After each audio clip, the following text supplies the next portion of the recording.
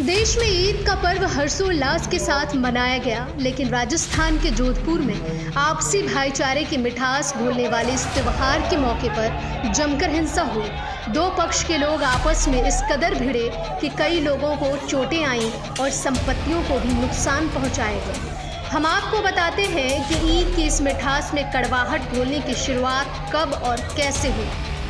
दरअसल जोधपुर में सोमवार की देर रात सबसे पहले माहौल बिगड़ा। रिपोर्ट्स के मुताबिक एक समुदाय के लोग स्वतंत्रता सेनानी बाल मुकुंद बिरसा की मूर्ति पर लगे झंडे को लेकर और जालोरी इलाके में ईद को लेकर लगाए गए बैनर को लेकर नारे लगाने लगे। प्रदर्शनकारियों ने झंडा और बैनर को हटा दिया।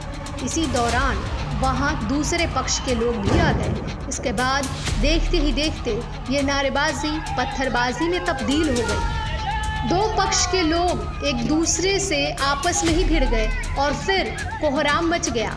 कोहराम को शांत कराने पहुंची पुलिस को काफ़ी मशक्कत करनी पड़ी। पुलिस ने भीड़ को तितर बितर करने के लिए लाठियां चटकाई और आंसू गैस के गोले भी छोड़े। इस पथराव में डीसीपी भुवन भूषण यादव, एसएचओ अमित सियाग सहित दो कांस्टेबल घायल हो गए। रात में भी यहां एहतियात के तौर पर इंटरनेट सेवाओं को बंद कर दिया गया।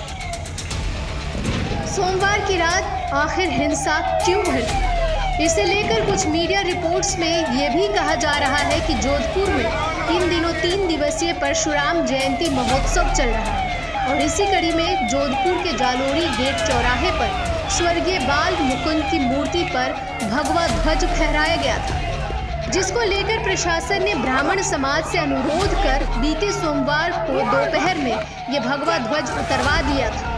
लेकिन रात होते होते अल्पसंख्यक वर्ग के लोगों ने स्वतंत्रता सेनानी की प्रतिमा पर ध्वजा लगाया, जिसे देखने के बाद स्वतंत्रता सेनानी के रिश्तेदार और कुछ अन्य लोग भड़क गए और फिर यह हिंसा बढ़ती ही चली गई। हालांकि पुलिस अभी सीसीटीवी फुटेज और अन्य वीडियो के आधार पर हिंसा की वजह और हिंसा करने वालों की तलाश कर रही है। जब ईद की नमाज के दौरान वहां भीड़ जमा थी, तब ये बवाल फिर से शुरू हो गया। हंगामा कर रहे लोगों ने करीब 1 दर्जन गाड़ियों को नुकसान पहुंचाया। इन गाड़ियों में कांच टूटे हैं। पुलिस की 4 गाड़ियों में भी तोड़फोड़ हुई। जिस झंडे को लेकर ये विवाद शुरू हुआ, पुलिस ने उस विवाद को खत्म करने के लिए दोनों ही समुदाय के झंडे को हटा दिया और वहां तिरंगा फहरा दिया। सुबह हुए हंगामे और तोड़फोड़ के बाद वहां भारी पुलिस बल की तैनाती कर दी गई है, लेकिन इस हंगामे में दोनों ही समुदाय के कुल 7 लोग जख्मी हो गए हैं। कई लोगों को पुलिस ने हिरासत में ले लिया है। एक बड़ी बात यह भी है कि सोमवार की देर रात हुए हंगामे के बाद खुद सीएम ने भी इस मसले पर ट्वीट कर लोगों से शांति बरतने की अपील की। जोधपुर से पहले करौली में भी सांप्रदायिक तनाव फैला था। अलवर के मुद्दे पर भी जमकर हंगामा हुआ था।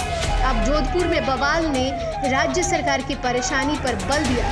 सीएम अशोक गहलोत ने प्रशासन को आदेश दिया है कि वो उपद्रवियों से कड़ाई के साथ निपटे।